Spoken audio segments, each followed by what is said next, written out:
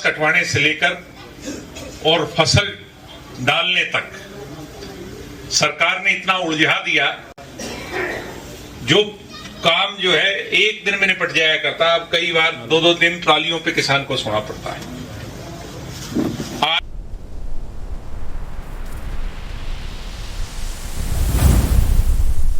जय बोलोगे भाई, welcome to my new blog. भाई आज अपने दुबड़ दन्ना एक इनेलो नेता अपने दिग्विजय चौटाला, हाँ तो वह आऊँगे छोटा, हाँ उनका प्रोग्राम होगा अपना ऑफिस का, मतलब ऑफिस टाइम के बाद है, तो चल गए देखेंगे हम भी किसा प्रोग्राम है। बाकी एक वह जेजेपी की 10 सीट आई थी हरियाणा में, जब तो भाई मिल गए थे बीजेपी के साथ। ये देखो चल के उस मुद्दे के ऊपर बात होती है कि नहीं होती है।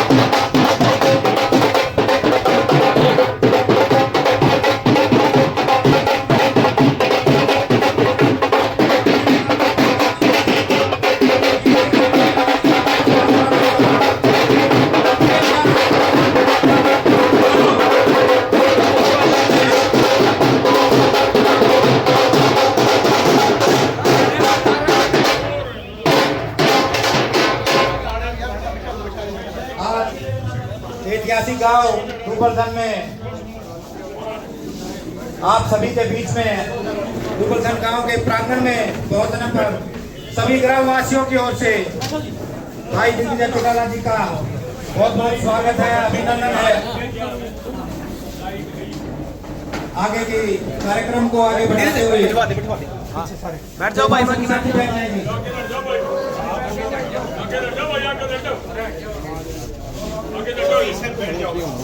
अब मैं कार्यक्रम को आगे बढ़ाते हुए आपके चहेते भाई उपेंद्र सिंह काकान जी से आग्रह करूंगा कि वो आए और इस कार्यक्रम को आगे बढ़ाएं। एक बार जोरदार तालियां बजाकर स्वागत करें।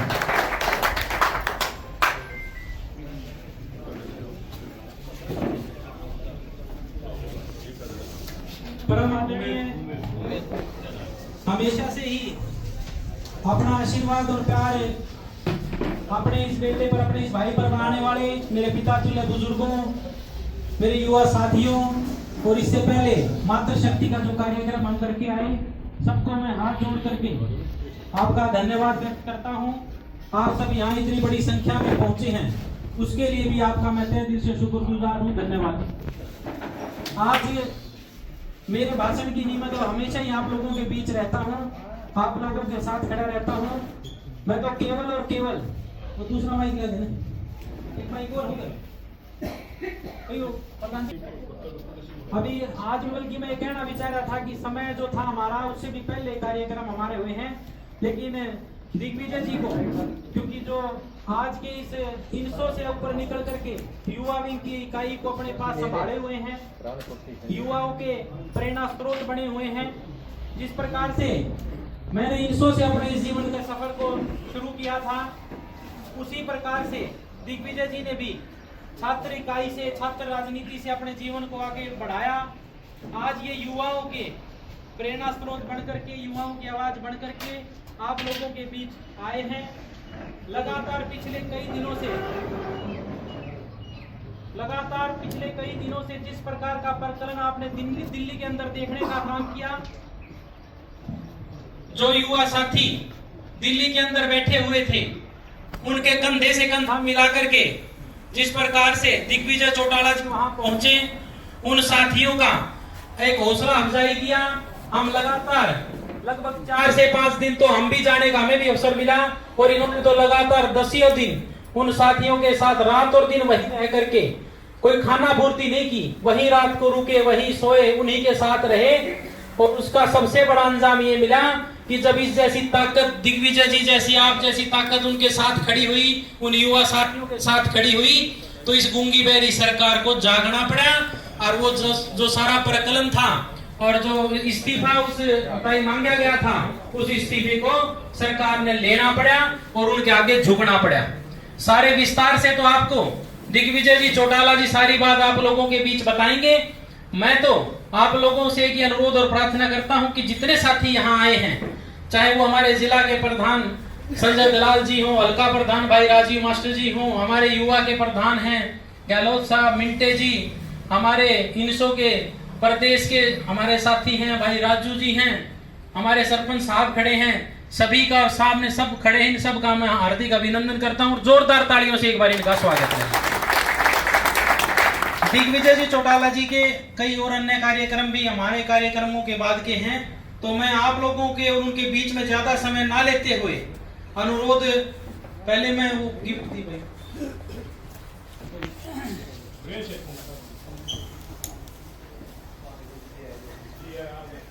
सोमवीर मोटे जी भाई दिग्विजय चौटाला जी का बुके देकर स्वागत कर रहे हैं। जोरदार तालियां बजाकर उनका स्वागत करें। इसके बाद में भाई उपेंद्र जी और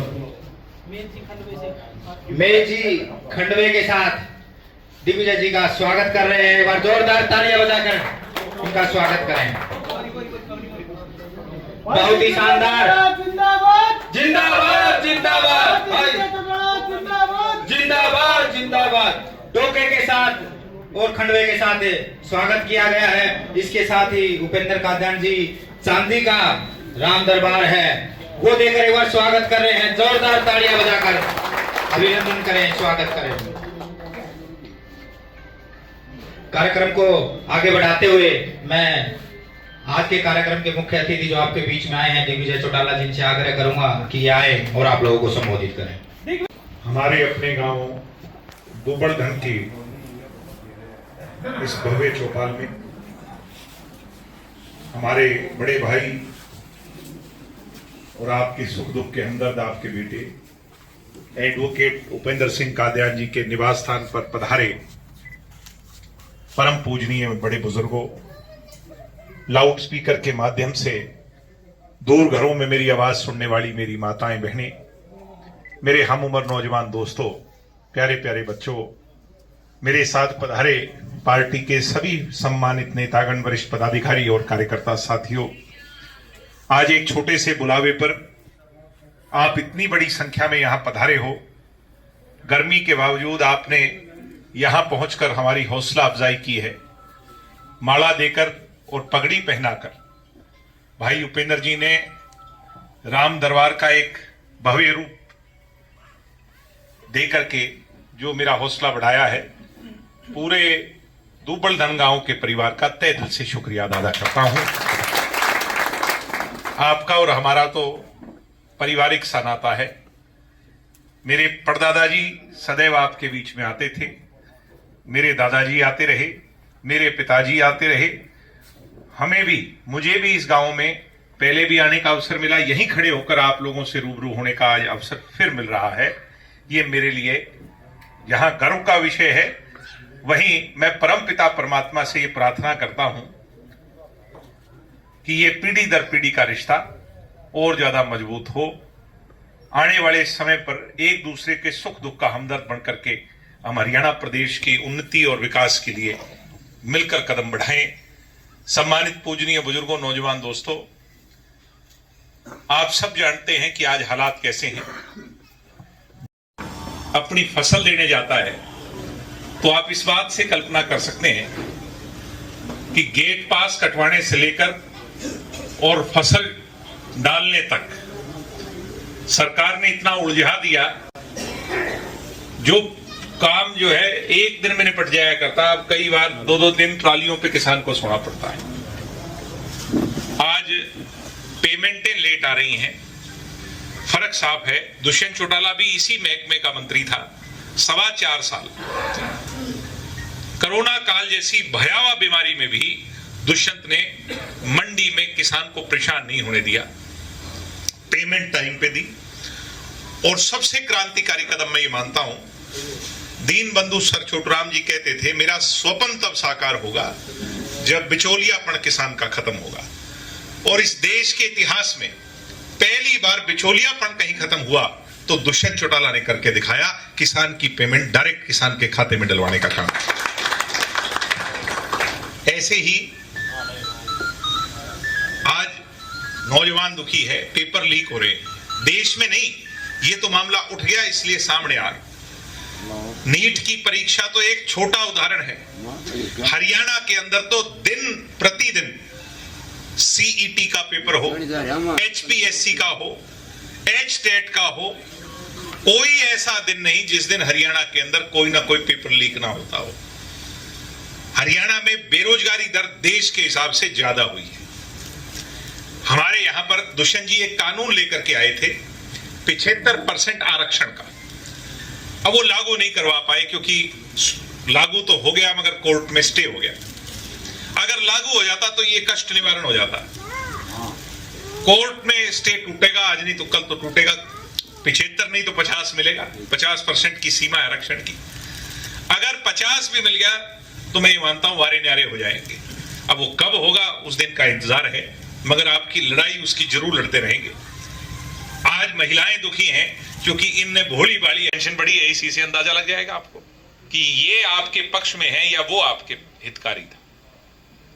ऐसे ही गरीब आदमी जी राम जी के नाम पर इन लोगों ने ठग लिया। नई योजना लेकर के तो आए मगर काम अभी तक गरीब आदमी का चालू नहीं हुआ। मनरेगा में जो काम मिला करता वो काम रोकने का काम बीजेपी ने किया है। इसलिए लंबा भाषण ना दूं क्योंकि गर्मी है। ये जो दिल्ली का आंदोलन है इससे उम्मीद जगी है, ना उम्मीद जनता में एक आस जगी है कि भाई देश का मालिक बीजेपी के लोग नहीं है, जनता है। चौधरी देवीलाल कहा करते जनता तय करती है, जनता जनार्दन है। अब यह एहसास हुआ है और धीरे धीरे हमें मिलजुल करके, अभी चुनाव 3 साल हैं मगर 3 साल भी आते हुए समय नहीं लगेगा, हमें मिलजुल करके लड़ाई लड़नी होगी, संगठित होना होगा। और कांग्रेस पार्टी के लोग, मैं ये कहूंगा कि कांग्रेस में भविष्य नहीं है।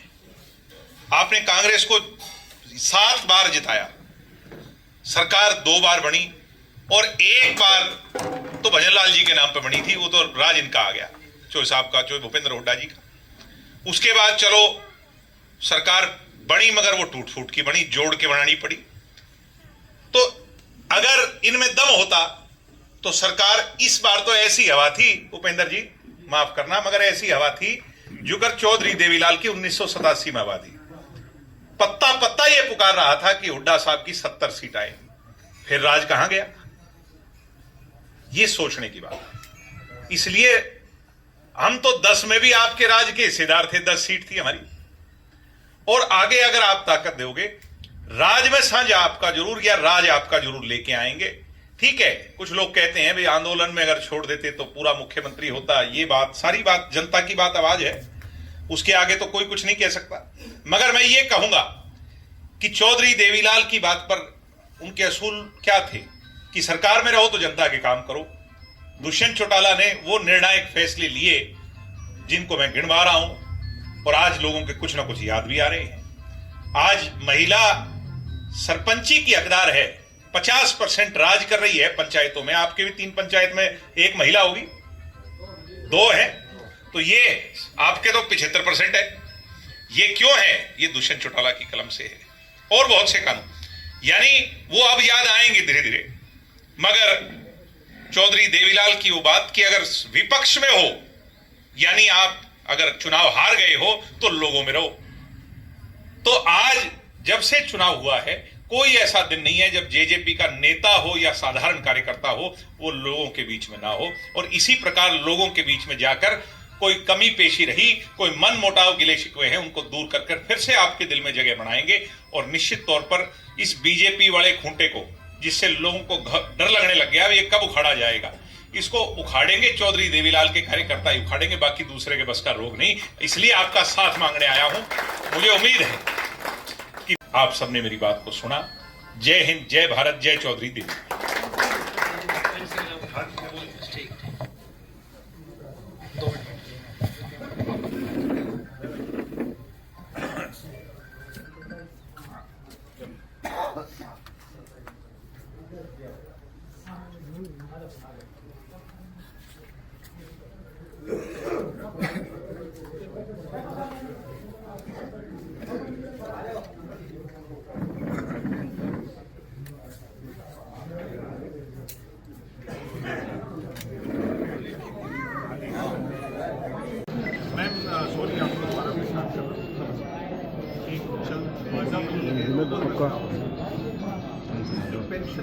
स्पेस में तार भी जेवढे भी तार आहेत आधी भी करता सारे सोडले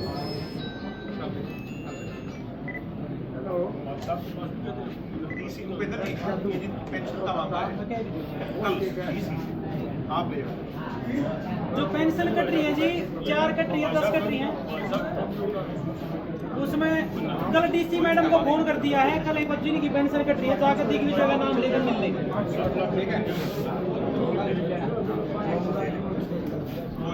साइड से निकला ठीक है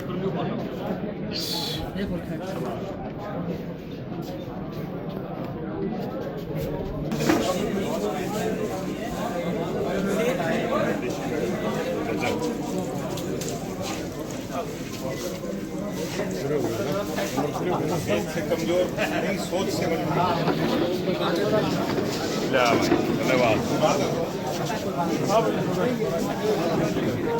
अच्छा जी बाकी देखे तो राशन एक नंबर का। हाँ लाडू बढ़िया, लाडू पनीर का पकौड़ा मौज होगी। हमने बढ़िया कहा, पी ले पकौड़ा करने चलते हैं। बाय। और आज की वीडियो के लिए था इतना ही भाई। मिलेंगे नेक्स्ट वीडियो में। इतने सारे मिलकर लाइक कर दियो, शेयर कर दियो, सब्सक्राइब कर दियो, कमेंट कर दियो। जय बोलेगी।